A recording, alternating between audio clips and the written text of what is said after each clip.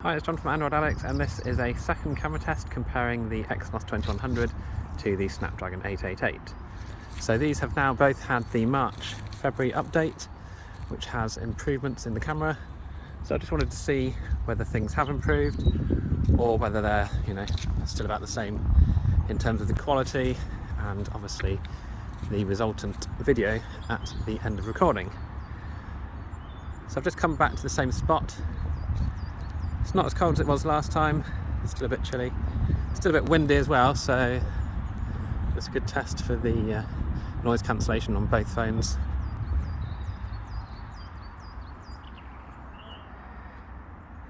Now the camera app versions are slightly different on here, so I'll put them up on the screen, but the Exynos camera app version is slightly lower than the Snapdragon version. I have checked in the Samsung App Store or the Galaxy Store, but there's no updates available, so it is what it is. The March update also took a lot longer to come out on the Exynos version compared to the Snapdragon. Not sure why, but there's about a week in between the updates coming through on both phones. So the Exynos basically only got its update this morning. I was checking every day. It did take quite a long time to actually get here.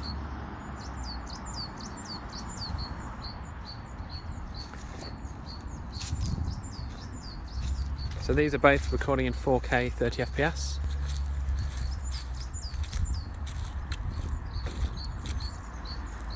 I'm just going to do some more zoom tests whilst recording. See how they come out.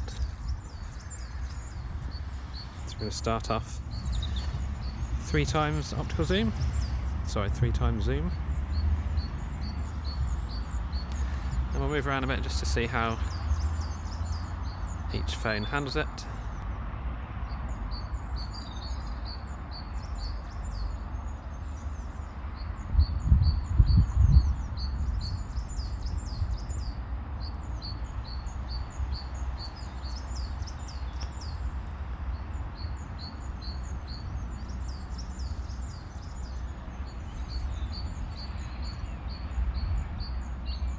On first glance, looking at the screens whilst I'm doing this, the Snapdragon looks slightly wobblier, but it could just be the way I'm looking at it. I know the Exynos was really bad with its wobble initially before all the updates were coming out. So let's just see if we can go a bit further. So we're going to go to 4 times on both. We're going to go to 10 times. Just see what the quality is like. I'm sure this guy won't mind being part of the video. Let's see how the buildings look.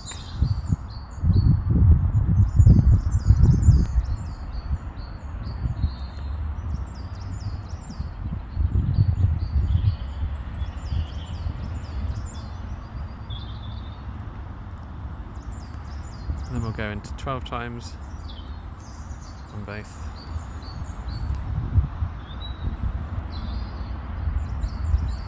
So I'm not using any kind of tripod or mount for this.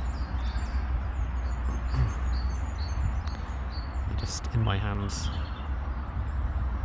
as any normal person would be.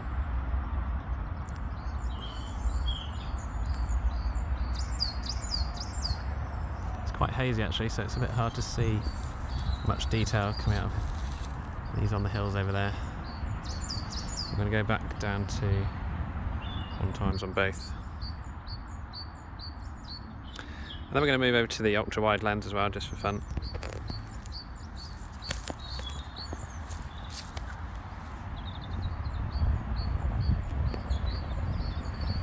See how that fares. Again, I'm just looking at the screen at the moment, but the clouds on the Exynos look a bit whiter, perhaps, a bit more defined. I'm not sure whether that means the Snapdragon is smoothing out the clouds a bit, but Auto HDR is turned on both of these.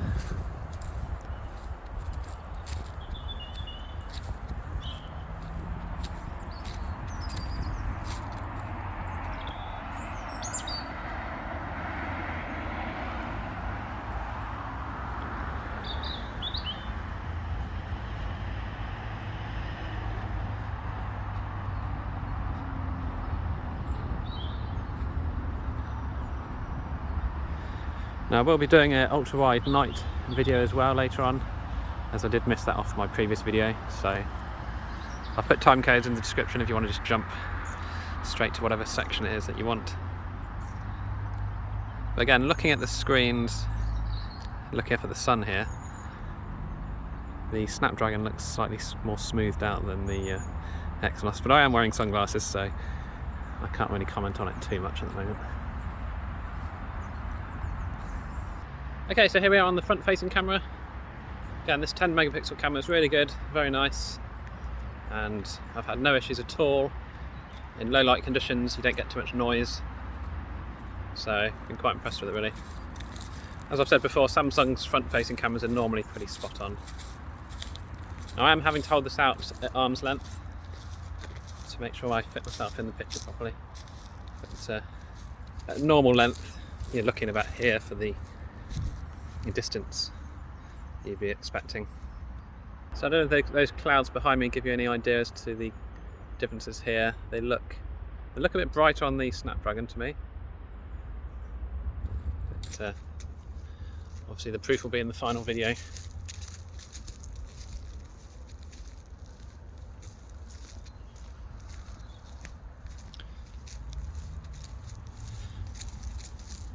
So what I'm going to do, I'm just going to take some photos, and we're going to do some zoom tests as well with the photos, because again, may have missed that off the last video. So we'll see how those come out, and then we'll move on to some additional photos and also the night videos and photos. Okay, so here we are in the photo test. Now I'm just doing some zoom photos here just so we can compare the different zoom levels and see the quality difference between the two. The Exynos is looking slightly greener than the Snapdragon in these photos.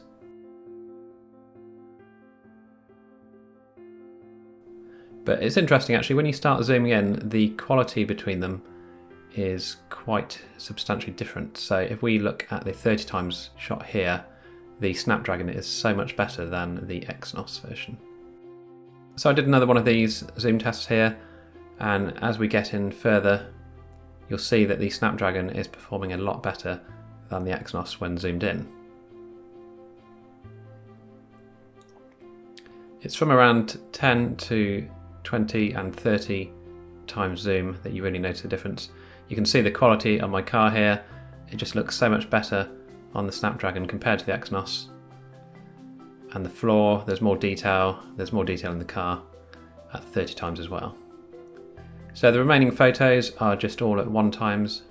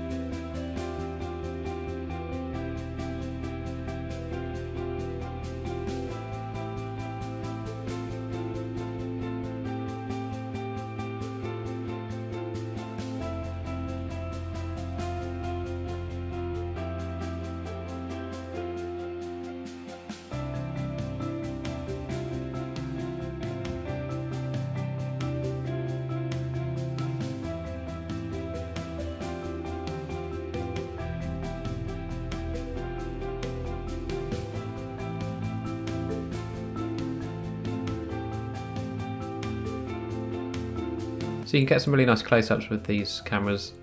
As you can see, they handle close-up sort of macro shots quite well.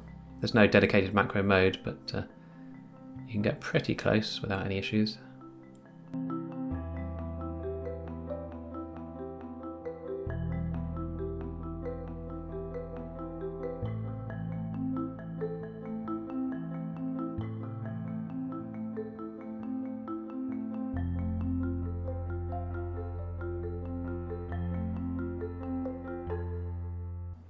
Now the selfie camera is really good still. You can see the cutouts. No matter what's behind me, it's really detecting the edge of my head and my jacket there really well. I tried to take some with some trees and branches behind just to get a good feel for it.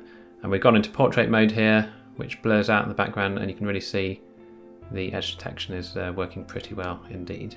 Maybe slightly struggling there on the Snapdragon to the right of my head. Okay, so we're moving on to the night video mode now, so I don't say anything in this, I just walk around the town here. And we do switch to the ultrawide lens a bit later on, so skip to that in the time code in the description if you want. Overall though, the night mode works pretty well on both phones. Some slight blurring when you're walking around as it's trying to stabilise things, but overall it's not too bad.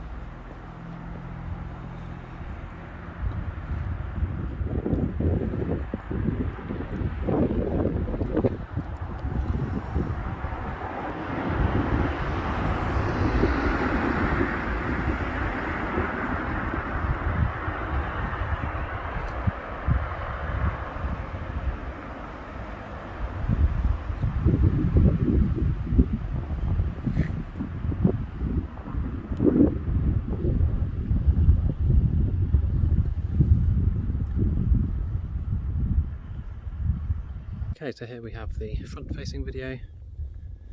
It's very dark here, and the street lights a bit orange in places, so don't worry too much about the colouring. Quality-wise though, they look not too bad.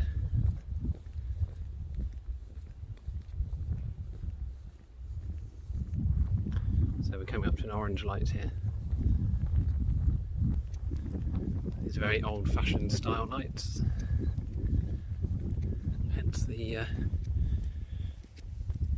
orange colours you can see.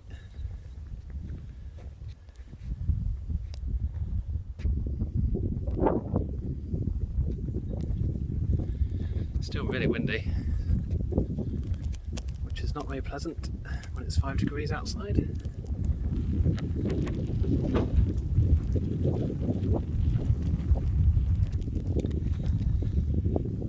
What we can see, the Snapdragon looks a bit brighter on the screen than the Exynos.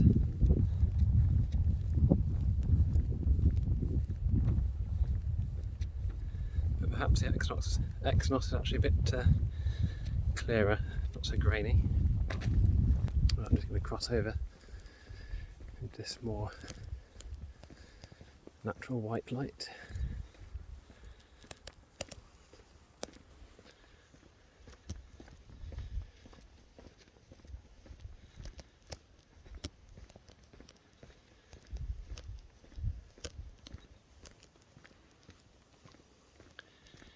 Again, the Exynos still looks blacker, but it looks like the Snapdragon's trying to really get as much out of the darkness as it can. So the night mode selfie there is pretty good. The screen sort of goes into a greyish white colour when you take it, so that brightens up your face a bit. And now we're just going to move on to the standard photos here. They're all taken at 1x zoom unless otherwise stated.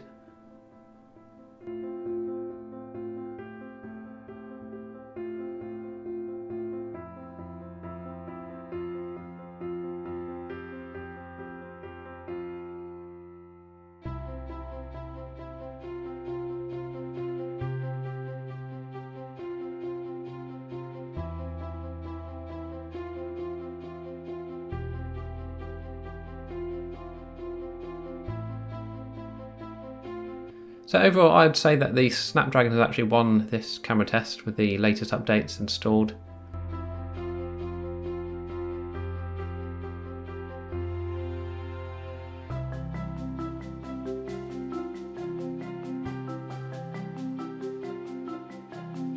So this shot's really good here. This was taken and it was almost pitch black, so those gravestones came out really well. But overall, I would say that the Snapdragon is winning in the camera test with the March update installed. It just seems to have better detail and better quality, especially in the zoom shots. But let me know what you think down below, and as always, let me know your reasons behind which one you've chosen. Do you think the Exynos was better overall, or was it the Snapdragon for you this time? Because for me, I think I've gone over to the side of the Snapdragon.